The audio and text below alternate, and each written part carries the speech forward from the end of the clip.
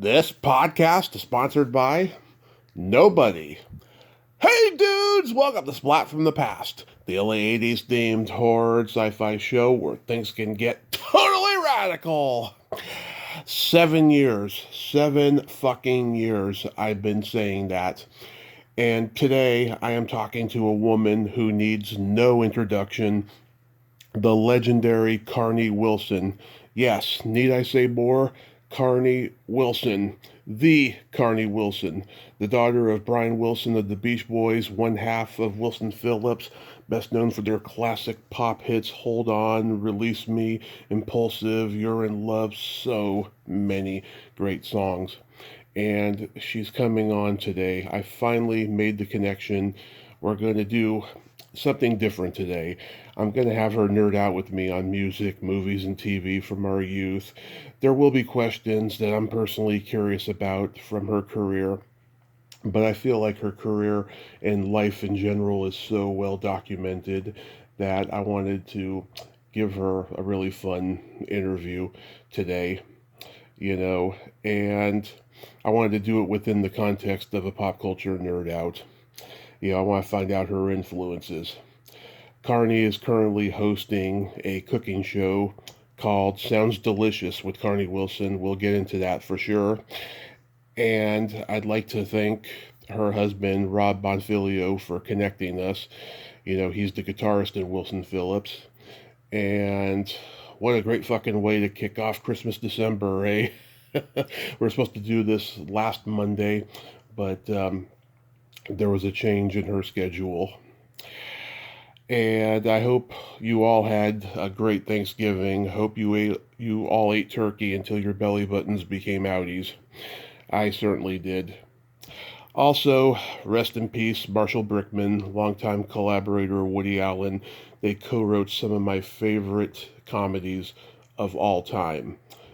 Sleeper, Manhattan, and of course my favorite romantic comedy of all time, Annie Hall. He also wrote and directed the classic thriller, The Manhattan Project, which my brother had a poster for when we were kids. A sad, sad loss to comedy. So yeah, here is my interview with Carnie Wilson.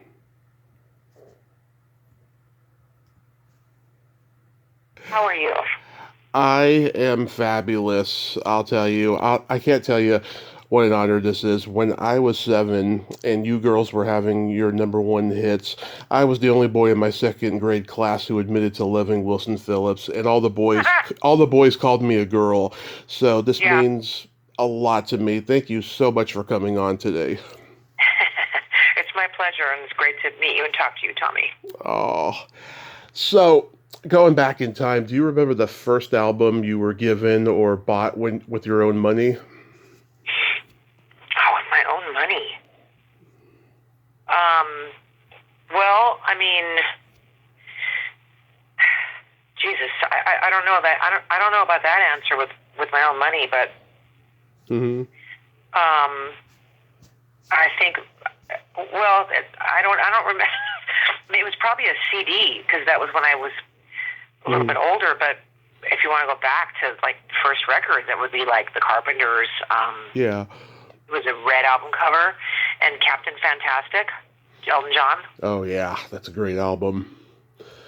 Yeah. Yeah. My parents are baby boomers and very big music lovers. For Christmas, when I was 7, they got me cassettes of Wilson Phillips' first album, The Simpsons Sing the Blues, and Warrant's Cherry Pie. I was versatile. Oh my God, that's so funny. Cherry Pie. Yeah. I loved it. I loved that one. That was a great video, and everybody loved it because of the video, right? Oh, yeah. A sexy video, too.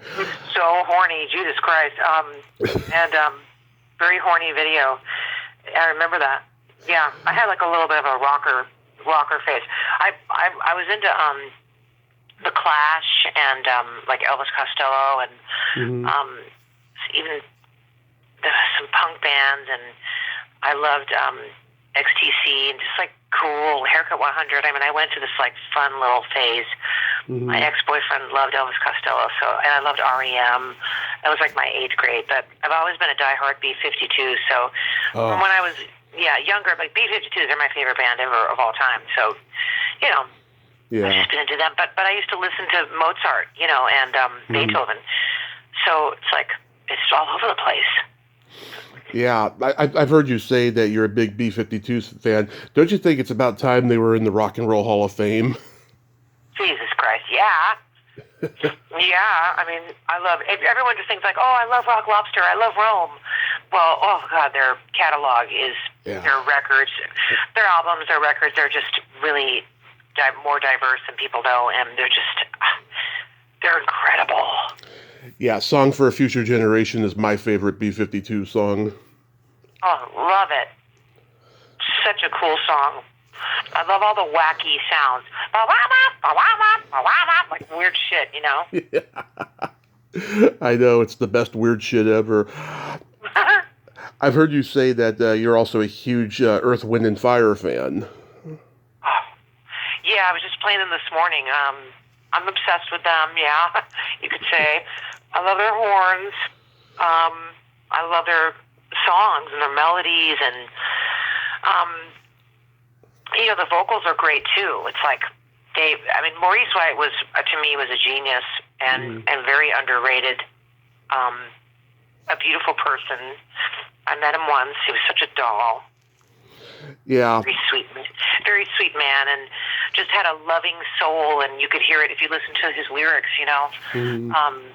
It's just really beautiful, just about human beings and connections, and really just very loving songs, and but I think it's more like the I don't know why I'm thinking of the word crispy. I don't even know if that's a way to describe any kind of sound or horns, or like their horns and their arrangements were just to die for, you know. And you know, I mean, like Boogie Wonderland was something that I had on repeat. I was just on repeat. I couldn't. And That's the Way of the World, and you know, A Shining Star. I mean, everything. And I liked fantasy too, and of course September Waves Beyond. But I love like Jupiter and Serpentine Fire, and just, you know, Getaway. And I just love Earth, Wind, and Fire. They're my top two. I think the Bees and Earth, Wind, and Fire and the Eagles are my favorite three bands of all time. Oh yeah, I'm a huge Eagles fan. I love that cover you girls did of Already Gone. That fucking rocked. Thank you. Yeah, that was fun. That was really fun. Yeah. It was good. Yeah, it was Peter Asher production. Yeah, it was good. Do you remember the first concert you attended? Well, no, it was probably a Beach Boys concert. But I remember going to an Elton John concert at the Forum. And I think I don't know if he was with Sean Cassidy, or maybe it was Sean Cassidy. I was a big Sean Cassidy fan, like in the third grade, fourth grade, and he popped out of this big white cubicle. He just like popped out of it, and everybody screamed. You know, the girls are going crazy because he was so hot. And I loved Sean Cassidy, and then he came over our house one day unannounced. That was like crazy. And but probably Elton John would be my first concert. And I also loved Roger Daltrey. You know, I was really crazy about Tommy, the movie. Yeah. Roger Daltrey was my first crush. So I liked The Who a lot too. Yeah, I saw The Who in 2016. It was just Roger and Pete, and they were really funny between songs, doing shtick. It was a great show. I bet. Wow. How lucky to have done that. Oh yeah, it was fucking awesome. Yeah, you're gonna love this. One of my first concerts was Steppenwolf. Aww. Yes. Well, yeah. I grew up with Sean. Sean's daughter, and we've been best friends forever. It's just we'll always be so close. Spent a lot of time. We went to school with her, with John's daughter, and I just remember, you know, like being in their kitchen and talking about, I remember when the Rolling Stones song, Miss You? Oh, yeah. When Miss You came out, I remember it was like we couldn't believe it. He was like, that I had them walk in Central Park, you know, that whole section. People think I'm crazy. We were like, we couldn't believe it. It was like so vibey, and weird and cool. And I remember his John from Steppenwolf, John Kay's wife, Jutta.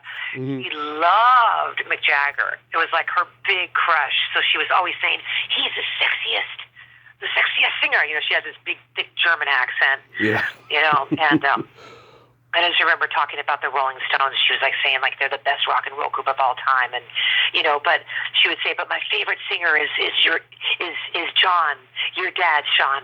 She thought she'd love the way John would sing. You know. Yeah. Great.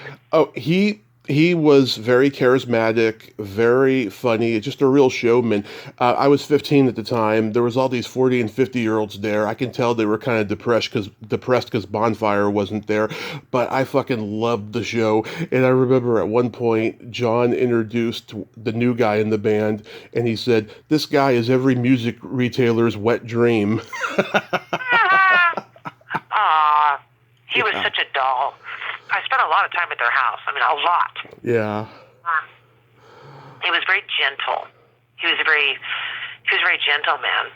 More like soft spoken, you know, very kind of quiet, more reserved. But we had a lot of laughter, Sean and I.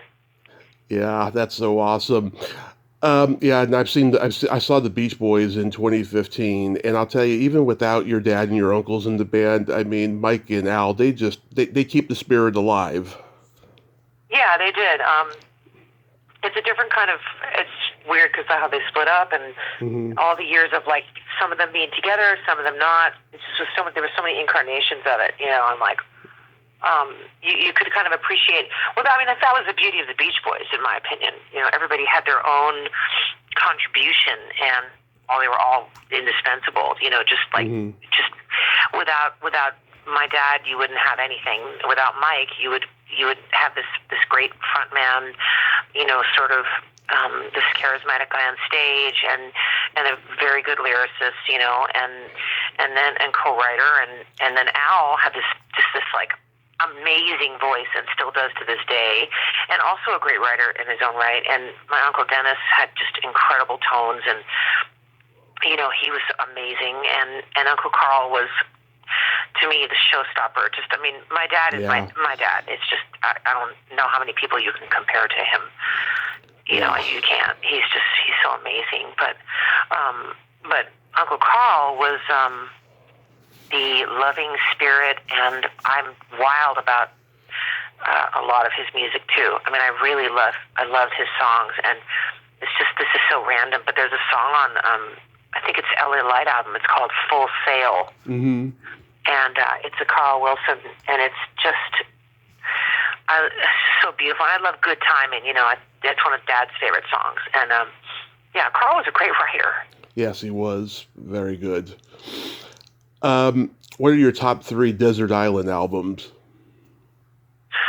Oh my God, it's a hard one. Well, that's a hard one, but I'm going to say Rumors. Ah, love it. Yeah, this fucking gotta be in there. If it's not, then just shame on everyone right now. Yeah. I'm gonna say that's really hard, but Rumors, and I know this is, oh God, I might say Hotel California. I don't know. Mm-hmm. And then maybe Rumors, Hotel California. And maybe Earth, Wind & Fire Greatest Hits Volume 1. Yeah. I don't know. I don't know if I can live without those songs, you know? Yeah. But you know, I love like James Taylor also. Oh, and that's my heart. That's my fucking heart, you know? Yeah. Oh my God. Yeah, I mean, I love the debut albums of The Doors, Van Halen, and the Go-Go's Beauty and the Beat. To me, those three albums represent 3 different eras of LA rock in a nutshell. I love that. This town is our town. Yeah. So cool. I remember that. Yeah, I've been hanging out with Belinda a lot, and we know Gina, so that's cool. Yeah, I love Gina. I just adore her so much. Oh, she's so great. Yeah. The best. I know. Great lady, very funny. So, getting into movies, do you remember the first movie that impacted you as a child?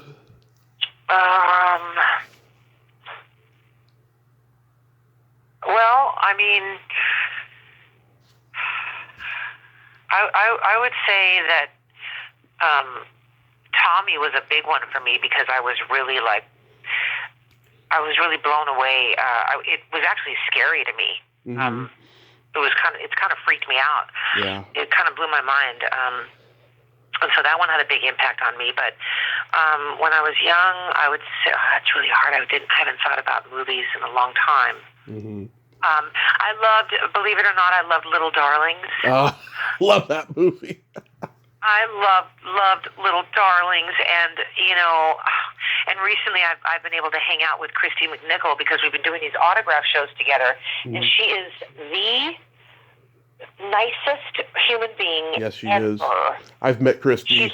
Yeah. Have you? Yeah. She's just a doll. She is wonderful. One of my favorite experiences going to a convention is meeting Christy McNichol. And I told her how much I love that movie she did, Just the Way You Are, and how, whenever I feel bad about being disabled, I watch that movie and I just adore it. I've loved that movie since I was like 4. It's one of those movies that I could just watch over and over again. I know. And another one that really got me, it was a movie called Seems Like Old Times. Chevy Chase and Goldie Hawn. Yeah. Oh, my God. Funny as hell. That movie is and that was one that Sean Kay and I used to just go crazy over. We loved, Foul Play. Yep. We loved, Seems Like Old Times, Private Benjamin. I mean, those were just... This was a classic. And then there was a really funny movie called California Suite.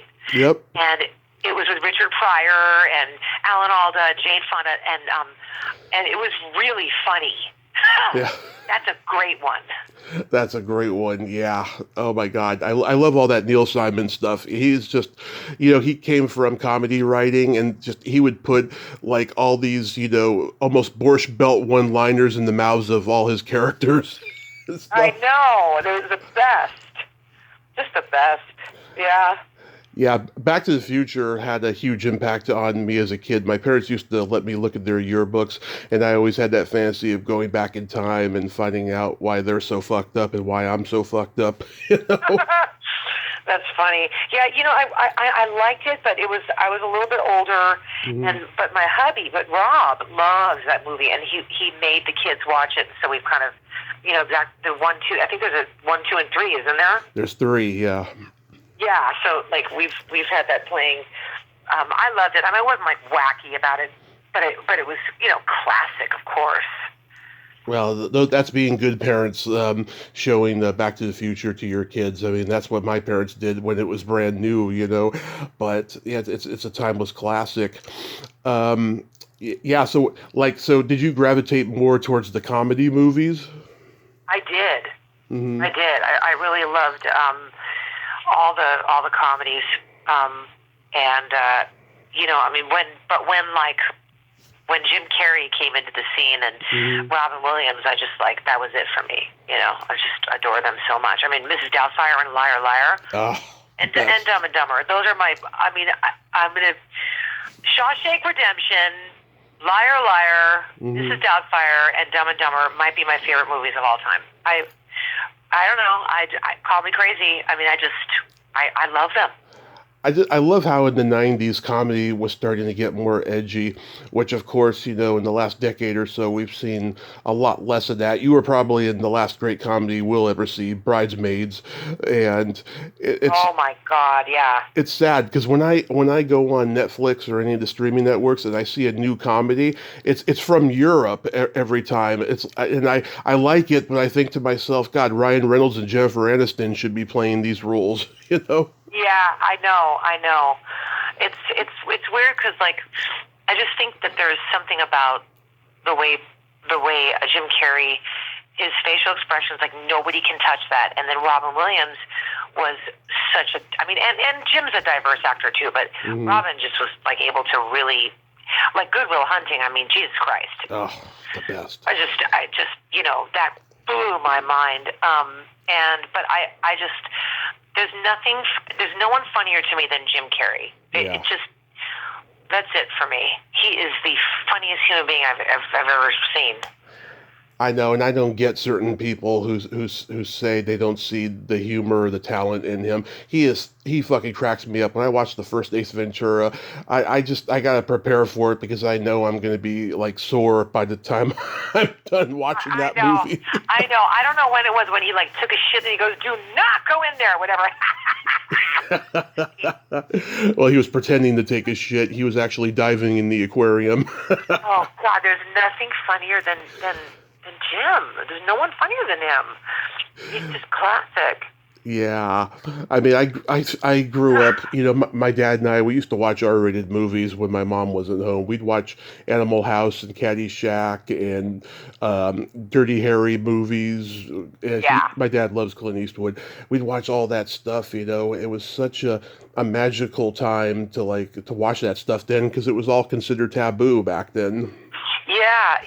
It's funny because my dad was really pretty much in his own world, but my mom was very open about everything. Like we had fucking sex movies playing, and she didn't really hide anything. I mean, once in a while she would say she would say turn the other way, or something like that. But we had movies of all kinds. R-rated movies I was 4 and 5. You know what I mean? Playing it, she didn't care. Yep, that was our house too. Turn away if we saw nudity. And then if it was really strong language, I would have to put my fingers in my ears. Like I remember my dad and I watching One Flew Over the Cuckoo's Nest when I was 7. Yeah. When Jack Nicholson calls Nurse Ratched a cunt, I had to put my fingers in my ears. Yeah, and I just have this wasn't that where he got smothered with a pillow, remember? Oh yeah. That freaked me out. That was very troubling, and there was lots of scary moments too. I remember being very spooked by certain movies, and then how just certain scenes and certain whatever they're just kind of in your brain forever. But I was a TV junkie as a kid. I mean, I came home and I would go right to I never did my homework. I hated school.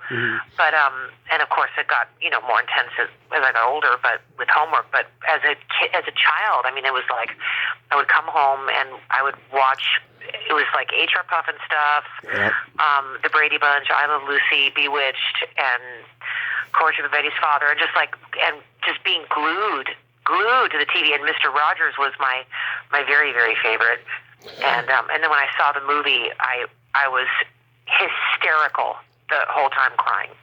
Did you ever see the movie version of H.R. Puffin stuff from 1970? No.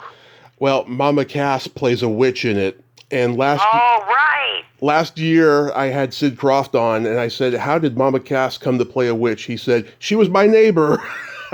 Oh, that's so funny. Yeah. Aww. Oh, my God. Well, Owen, her daughter, is just she's my best friend. So, and Cass's sister, Leah, just passed away on just before Thanksgiving. Yeah, so she just died, which is so sad. But, Owen is there right now at the house, and she's going through her things and finding all this stuff from Cass and everything. But yeah, I remember Owen was showing me the H.R. Puffin stuff with her mom, with Cass. Yeah. Your Uncle Dennis was in a movie, 2 Lane Blacktop. Did you ever see it? I never saw it, but I saw scenes from it. Yeah. Yeah, I've never seen it, and I didn't know about it until James Taylor talked about it on Mark Maron's podcast. He said your Uncle Dennis and Warren Oates, they had a good time on that movie. A trip. Yeah. What a trip. Yeah. Dennis was kind of wild, I just have interesting memories of him. Yeah, so getting into television more, did you grow up watching the Z Channel? Yeah. Yeah, I had no idea it existed until the last few years and stuff, but it was a pretty popular channel, huh? Yeah, but remind me the shows that were on it again. Oh, God, because they had, so much different stuff on there, both in terms of TV shows and movies. What's that one? Oh, shit, it was the theme. Oh, God, I can't. I used to love the one with Marlo Thomas. Not Free to Be Human. What was it? What was That Girl? What was that show? You talking about That Girl? Yeah, I loved That Girl. but there was another. They're gonna zoom. What was that? Zoom. Shit. No, I can't remember what it is. but yeah, I did watch that channel. Yeah, it was like super popular. They would show everything from like Clockwork Orange to like Corvette Summer with Mark Hamill, Dressed to Kill. Lots of good movies. Yeah. Burt Reynolds, I used to love. I loved the movie called The End. Love that movie. And I loved Gene Wilder. Young Frankenstein was another one that was a big one for my family when that came out. We were obsessed, and I often Google, I'll go to YouTube and I'll watch like bloopers, of Young Frankenstein, and it's just the funniest thing ever. All of Mel Brooks' movies: Blazing Saddles, High Anxiety, History of the World Part 1, Silent Movie, which is a very underrated movie. Yeah. Yeah. No, I know. Mel made amazing movies. So fucking funny. Yeah. What sitcoms did you watch growing up? Let's see. Oh God, you've got to remind me of all the shows. I'm so I smoked so much pot that my brain is just fried. Three's Company. Yeah, I love Three's Company. Mm-hmm. There were a few like in a block that would come one after the other. So what was it? It was like Three's Company. Mm-hmm. But I also loved. I mean, I loved Lucy. That was. Oh, love it. I just I Love Lucy was just so amazing, and I used to laugh really hard, and I loved it. And I also loved Bewitched. I mean, Bewitched was great. Mm-hmm. I was waiting for like Cousin Serena to come around. Was it going to be the new old Darren or the old Darren? And then the mother. It was just such a great show. So like interesting the way they would snap their fingers. It was just I loved it. The black magic part of it, But let's see. MASH. Three's Company. Did you watch MASH? I didn't like MASH because I don't know if Three's Company would end, and then all of a sudden I would hear and I hear the helicopter, and I'd see it, and I would go, I'm gonna turn it off. Never got into MASH. No. That was one of my favorite shows, but Taxi. I used to watch Taxi. Laverne and Shirley. Oh my God! Are you kidding? Yeah. Yes. The best. Mork and Mindy and Laverne and Shirley. Happy Days. Okay. Yeah. Happy Days. Laverne and Shirley. And I went to school with Gary Marshall's family, so I grew up with Kathy and Tracy. And Tracy, and Tracy was a little bit older, but Kathy was in my grade, so Kathy's still one of my friends. Mm-hmm. And and I just remember Gary Marshall took us to one of the tapings of Mork and Mindy. Yeah, I remember when Robin was just coming onto the scene, and we were like, God, this guy's, because he was doing a lot of like ad-libbing and we were sitting in the audience, and he was just like all over the place. We were like, who is this person? He's so like charismatic, and he's physical comedy, and just like really cool. Yeah. Were you a huge Saturday Night Live fan? Oh, I loved it. Yes, I loved John Belushi, and Dan Aykroyd, and we used to love Rosanna Dana. Yeah. And oh God, yeah, all the years of but I did watch it as a kid, and then one year the Beach Boys had some filming. We were filming for one of my dad's birthday parties, and we went to Uncle Carl's house in Malibu, and John was there with Dan Aykroyd, and then Paul McCartney was there also. Mm-hmm. Big birthday party at my Uncle Carl's house for my dad, and then it wound up being in one of these Beach Boys movies that was released. Yeah, and your dad was on Saturday Night Live when Jodie Foster hosted in '76. Did you stay up late to watch that? I probably did. I just don't remember. How is it that Wilson Phillips never got to be on? I don't know, because I don't think we were cool. We were just like we just weren't cool enough. I mean, I think we tried, but it's hard when you've got a group. You know what I mean? Yeah. It's harder when I think it's harder when you're a group. When you're a solo artist, I think it's easier. But I mean, that's just my opinion. But Yeah. and we were a little goody goody, you know. I mean, although people knew I wasn't. I've never been a goody goody, and I think it was just the image, you know. Mm-hmm. I don't think that. I mean, I think that I could have really had fun with the skits, and you know, I really do. I mean, Farley, he played you a couple of times. Oh my God, that was one of the funniest things that I've ever seen. I loved it. Yeah. Yeah. Sometimes I watch that and just laugh. You know. Good. I'm glad it didn't hurt your feelings, because there's certain people that their feelings were hurt by their portrayals on Saturday Night Live. Oh yeah, no, I cried. Oh yeah, I cried, and then I'm like, oh, what am I upset about? I mean, the great Chris Farley is playing you, so what the hell are you crying about? Snap out of it. You know what I mean? Mm-hmm. Speaking of that, I loved Moonstruck. Oh my God. Moonstruck. Oh my God, I remember watching that movie as a kid with my mom and my grandmother, who are both Italian, and it's just like, oh my God, this is like us. This is like what goes on in the house. Yes. Oh yeah. No, that's top 10. I think Moonstruck is in my top 10.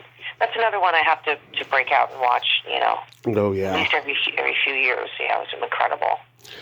Do you remember when MTV was launched, like right at the beginning? Yeah, I do. What, the Buggles? Wasn't that the first one? Yep, Video Killed the Radio Star.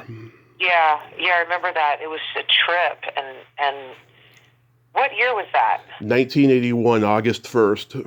Whoa! Oh my God, you would know the day. You're funny. Wait a minute. That's incredible.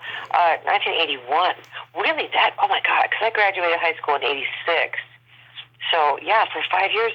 Yeah, and then Billie Jean was so big, and yeah, and I loved watching Sledgehammer, and there was some great videos. Tears for Fears had a good one too. Everybody Wants to Rule the World. No, Sowing the Seeds of Love. Oh yeah, that came a little bit later. Yeah, and Less Than Zero was also one that really was impactful. Yeah. Elvis Costello, yeah. I talked to Nina Blackwood. You remember her? She was the VJ. Yeah, of course.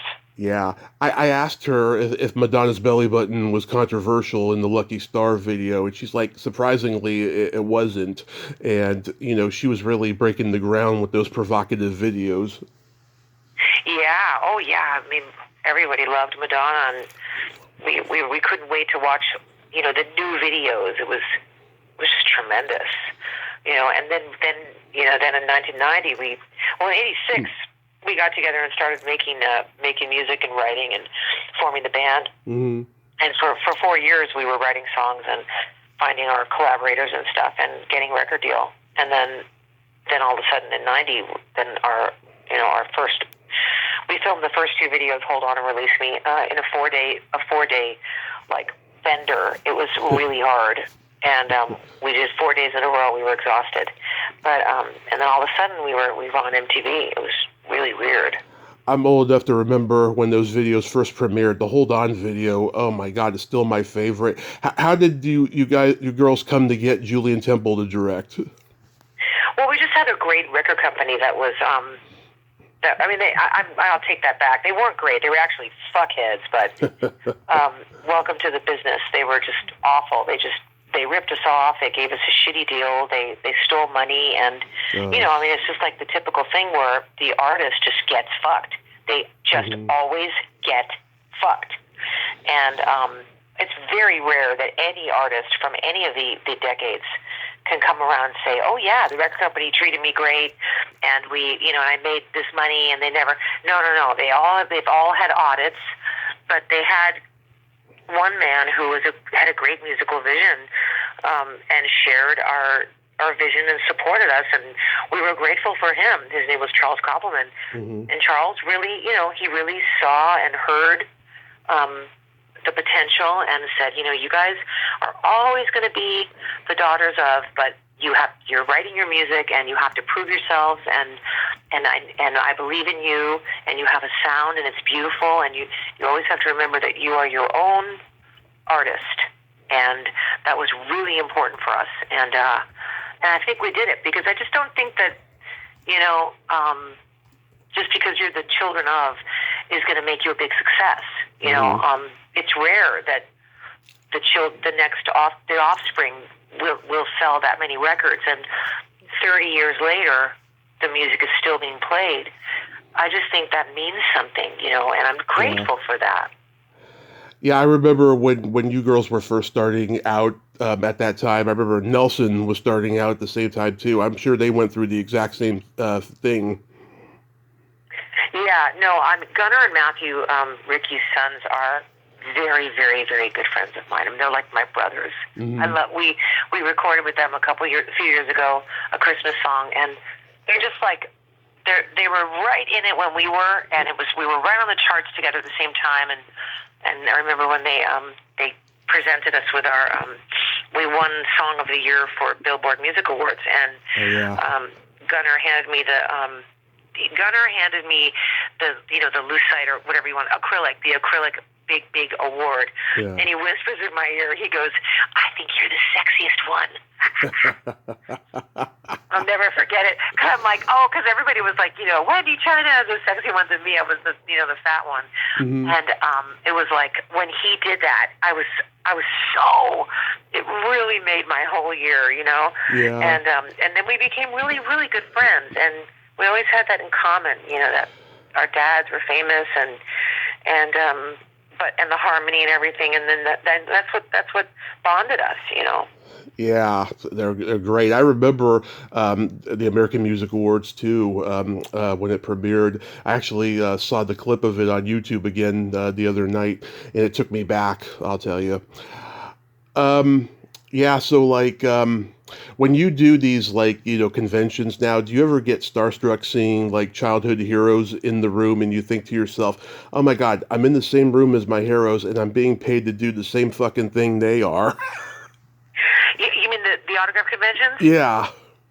Yeah, it's really weird, like see just these people from your past like that, and it kind of right sizes you and everyone in the same way, and then it's funny. My first one that I did, it was called the Chiller Convention, and it was in Jersey, and I went there and I was in this little room. It was right during COVID, like 4 years ago, or maybe 2021, and I remember there was this artist. She passed away. Her name was Melanie.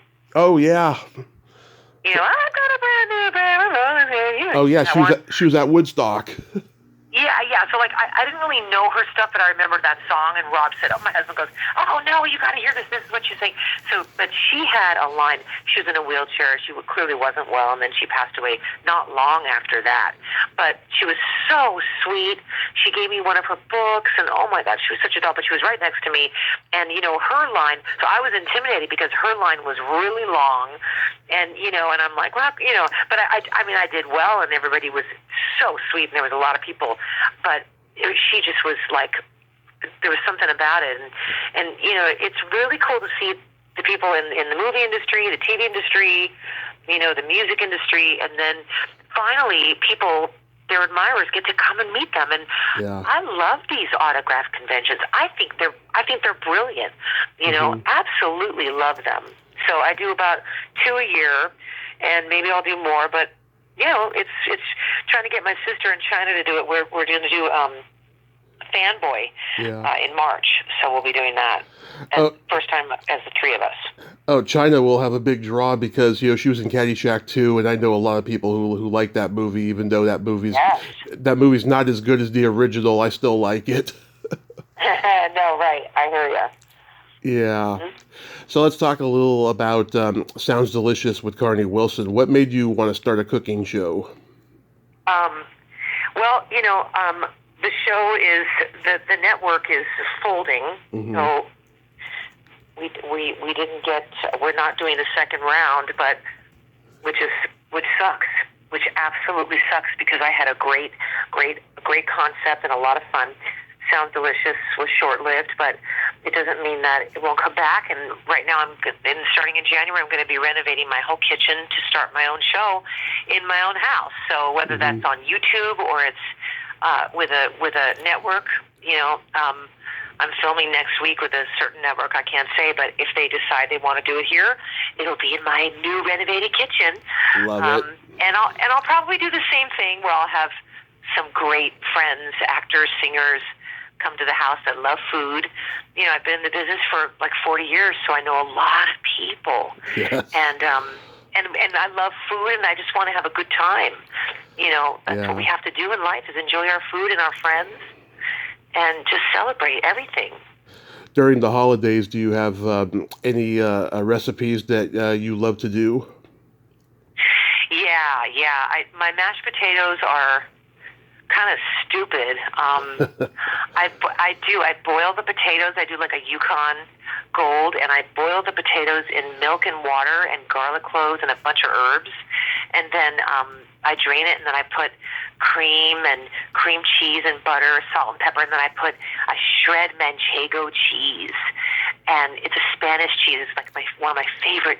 I love that cheese. I love Manchego, and even Gruyere you could do too. But and I whip it up together and make it real smooth, and it's like the most delicious fucking mashed potatoes you ever put in your mouth. Oh God, that sounds good. I'm a big mashed potato eater because I have Irish in my family as well. So yeah. Oh, that's I love potatoes. Oh my God, yeah. I've been gluten free and like 98% sugar free for since last year September, and it's really helped with cravings and inflammation, and it's hard, but you know, this morning I was eating a big handful of Fritos, and I was like, you know, thank God I can eat Fritos. Yeah. Oh, that's hilarious. So last year, when you and Jenny and Sean were on Josh's Rarefied Air podcast, I laughed my ass off at so many of the stories that you guys were telling. There was one story that had me in stitches. It involved you, Jenny, and fruit roll-ups. Yeah, I know. Well, I was a very weird kid. I wasn't like psycho weird, but Jenny and I don't know what it is. Like, I think because there was so much going on at home that I needed that laughter, and laughter and humor is what has gotten me through really weird and shitty times, and you know, there's so many blessings. There's such a balance. You know what I mean? The dysfunctional family, which probably everybody comes from to some degree. Yeah. I think if you have humor and you can, you know, laugh at each other and laugh at things and find that, it can really save you. And so that attitude. So Jenny and I and Sean, but Jenny and I in particular, the laughter between Jenny and I, it was because Mitzi and Charlie, her parents, were so funny. I mean, we used to watch them on the Gong Show and cross Tattletales. Right, yeah. So all these shows, that they were on, they were always funny. So they had a sense of humor, and my mom was funny too, and Dad too. So Jenny and I just laughed constantly, and we just took these fruit rolls and we just like laid them on our we pulled our pants down and laid them on our crotches. We were like 10 years old. Laid them on our zippers on our crotches and laid in the middle of the street in Bel Air, California. And next door to me was like Elton John was across the street on one side. There was the Rams owner on the other. Who knows who else lived there? But these mansions, and here we are. And every time a car would come, we would get up really fast and run so they wouldn't run over us. But no idea why we did that. Oh, that's fucking funny. No idea. Why would anybody take a fruit roll and lay it on their crotch and lay in the middle of the street? No idea why. Fucking funny. Oh my God. How long have you been sober now? I've been sober. Well, okay, so I changed my sobriety date. It'll be 5 years. This November 28th, actually the day that my Uncle Dennis passed away, that's my sobriety date. But I haven't had a drink in 20 years. But I did abuse an Ambien prescription 2 different times, and I thought to myself, you know, this is mind altering to me. And in my 12-step program, I follow the rules, and if it's mind altering, I consider it going out, and I change my date. So, my sponsor keeps saying, "Don't say you have 20 years because you don't. You have 5." And but I always say, well, I might have 5 years clean and sober, but I do have 20 years without a drink, and that's not fucking chump or whatever, the chopped liver. You know what I mean? Yeah. That is fucking awesome. I'll be celebrating 10 years in January. Yeah, I was going to ask you. You're sober too. That's great. Congratulations. What's the date? January what? January. It's hard to say because it happened at midnight. It was like 21st, 22nd. It was like either or. Yeah. And Good for you. now I need to kick my coffee addiction, and I'll be okay. No, don't do that. I love coffee. I have it right near me right now. It's the best thing ever. Yeah, but yeah, I'm feeling very good about it. But that's so awesome. Congrats on that. And congrats to you too. Yes, I have a funny joke for you. Okay. It's a Christmas joke. Why did Frosty the Snowman have a smile on his face? Why? Because he saw the snowblower across the street. That's good. I love that joke. That's funny. Carnie, this has been the biggest thrill of my life. I thank you for nerding out with me today, and I'm going to go cry because dreams really do come true. Oh, you're such a doll. God, Thank you. Tommy, thank you. It was really great to talk to you, too, and congrats on your sobriety, and I know you've been through a hell of a lot. Yeah. And, we're both survivors. I know about your history, so I really want to say congrats to you, and it was just a pleasure to talk with you, and have beautiful holidays, and be well and happy. Yes, I hope I get to meet you at a convention one of these days as well. And I hope you have a happy holiday season. Be safe out there, and shout out to your awesome husband, Rob, for connecting us. Oh, he's my angel, so I'll tell him. And thank you again. Thank you so much. Bye-bye. Okay. Bye, dear. Bye. Bye-bye. Well, there you have it. Carnie Wilson. Oh, my God. I just talked to Carnie Wilson. I did more than talk. I nerded out with Carnie Wilson. Oh, my God. That was so fucking fabulous. She was so funny, so charming. And, oh, my God, we love a lot of the same TV shows and movies. Like, no stone was unturned. We like almost everything that was brought up. Oh, my God. I am just so fucking blessed. What a life I have, huh? I am so blessed. I can't wait to meet her someday. Well, until next time, this is Tommy Throwback Kovac saying, there's no shame in living in the past because the present sucks. Later, dudes. Hold on for one more day. Okay, I'll stop now.